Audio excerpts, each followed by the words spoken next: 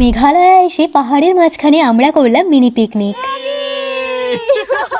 আগের দিন পুরো শিলং ঘুরে রাতের বেলায় আমরা এসে পৌঁছেছিলাম চেরাপুঞ্জির এই হোমস্টেতে। তো একদম সকাল সকাল চেক আউট করে বেরিয়ে পড়লাম। আর চেরাপুঞ্জির নোককালিকায়, সেভেন সিস্টার ওয়াটারফলস, আরভা কেভ সমস্ত জায়গায় যাবো, দারুণ মজা হবে। আমরা জাস্ট হোমস্টে থেকে বেরিয়েই দেখলাম এত সুন্দর একটা জায়গা। তো ভাবলাম আমাদের ব্রেকফাস্ট করা হয়নি, তাই এখানে একটা ছোট্ট করে মিনি পিকনিক হয়ে যায়। আর মিনি কিচেনের জিনিসপত্র কিন্তু কোথাও ঘুরতে বেরোলে সব সময় আমরা আমাদের গাড়িতে ক্যারি করি। তো সকাল সকাল চারিদিকে পুরো পাহাড় ঘেরা এত সুন্দর একটা ওয়েদারে ব্রেকফাস্ট করতে কার না ভালো লাগে। প্রথমেই আগে চা বিস্কুট খেয়ে ঘুম কাটিয়ে নিলাম। ওই দূরে দেখছি সবাই টেন্ট লাগিয়ে ক্যাম্পিং করছে, আর এত কনকনে ঠান্ডা হাওয়া দিচ্ছিল, তাই মাকে বললাম তুমিও উইন্ডশিল্ডটা পরে নাও। তারপর আমাদের শুরু হলো ম্যাগি বানানোর প্রসেস। আর পাহাড়ে এলে তো ম্যাগি মাস্ট। পাহাড় এন্ড ম্যাগি এক আলাদাই কম্বিনেশন। দিনের শুরুটা কিন্তু আমাদের বেশ ভালোই হয়েছে। চারিদিকে পাহাড় ঘেরা, কনকনে ঠান্ডা হাওয়া, মিষ্টি একটা রোদে বসে সবাই মিলে দারুণ ব্রেকফাস্ট এনজয় করলাম। এরপর আমরা রওনা দিই নৌকালিকাই ওয়াটারফলস যাওয়ার জন্য। আর এই জায়গাটা দেখলে যেমন চোখ জুড়িয়ে যায়, তেমনই এর পেছনে রয়েছে এক ভয়ঙ্কর লোমহর্ষক কাহিনী, যা শুনলে গায়ে কাঁটা দিয়ে ওঠে।